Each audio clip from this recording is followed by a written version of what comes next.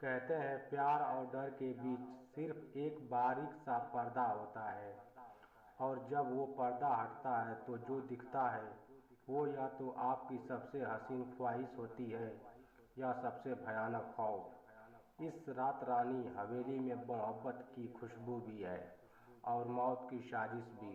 सवाल यह है कि क्या आप सिर्फ इसकी महक में खो जाएंगे या इसकी हकीकत जानने की हिम्मत करेंगे। अगर आपको ऐसी ही सस्पेंस भरी डरावनी कहानियाँ पसंद है तो इस वीडियो को अंत तक ज़रूर देखें। अपने सभी दोस्तों के साथ शेयर करें और चैनल को लाइक कमेंट सब्सक्राइब करना न भूलें। घंटी दबाएं ताकि अगली डरावनी कहानी सबसे पहले आप तक पहुंचे। चलिए तो कहानी को शुरू कर लेते हैं।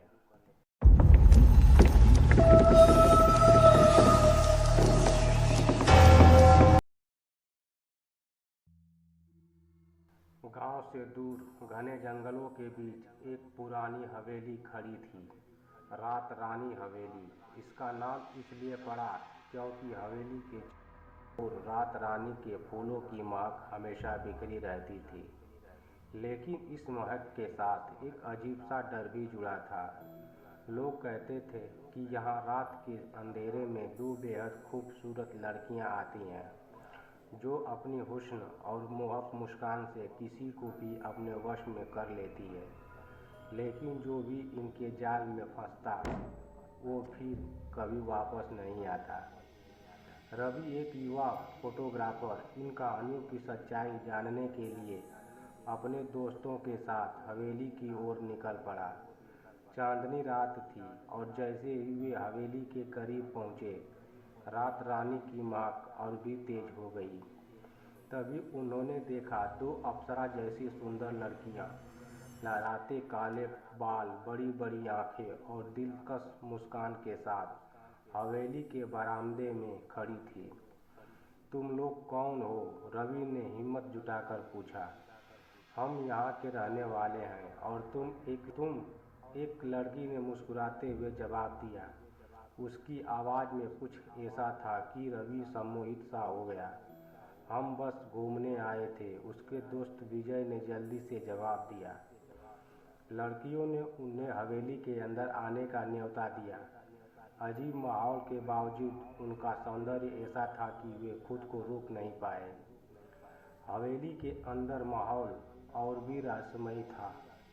मोमबत्तियों की धीमी रोशनी, हल्की हल्की सर्द हवा और हर तरफ रात रानी की खुशबू। लड़कियां बेहद नज़दीक आ गई थीं।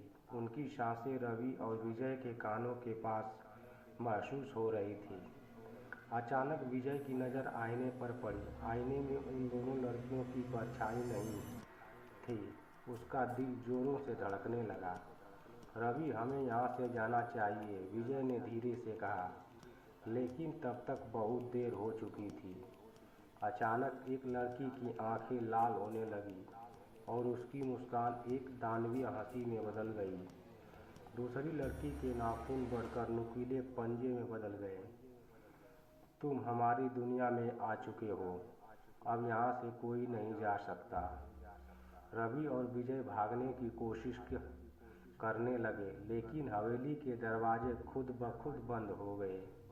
तभी हवेली के अंदर से एक ठंडी हवा चली और अचानक एक साया सामने आकर खड़ा हो गया। यह एक भूत था।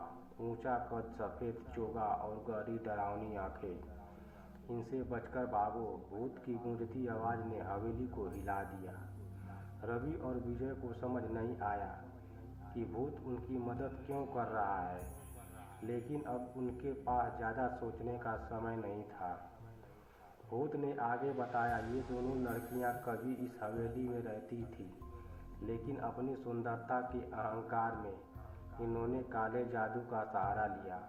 उन्होंने कई निर्दोष लोगों को अपनी सुंदरता के जाल में फंसाकर बलि चढ़ा दी, लेकिन एक तांत्रिक ने इन्हें श्राप देकर अर्ध चुड़ैल और अर्ध भूत बना दिया। अब ये हर रात शिकार की तलाश में रहती हैं। इतने में लड़कियां गुस्से से चीख पड़ी और उनकी आवाज़ से हवेली की दीवारें हिलने लगी। भूत ने जोर से मंत्र पढ़ा और हवेली के अंदर आग की लपटें उठने लगी। भागो वरना ये तुम्हें भी नहीं छोड़ेंगी। रवि और विजय ने पूरी ताकत लगाकर दरवाज़ा तोड़ा और बाहर भाग निकले। पीछे मुड़कर देखा तो हवेली जल रही थी और लड़कियों की चीख जंगल में गूंज रही थी। रवि और विजय बचकर गांव वापस आ गए, लेकिन अगली रात रवि की खिड़की के पास वही रात रानी की खुशबू फिर से महकने लगी। क्या वो वाकई खत्म हो चुकी थी या सिर्फ एक नए शिकार की शुरुआत थी? धन्यवाद मित्रों, ये डरावनी कहानी आपको कैसी लगी कमेंट करके ज़रूर बताइएगा और मेरे चैनल को एक लाइक और सब्सक्राइब करके अपने दोस्तों के साथ शेयर ज़रूर करिएगा। धन्यवाद।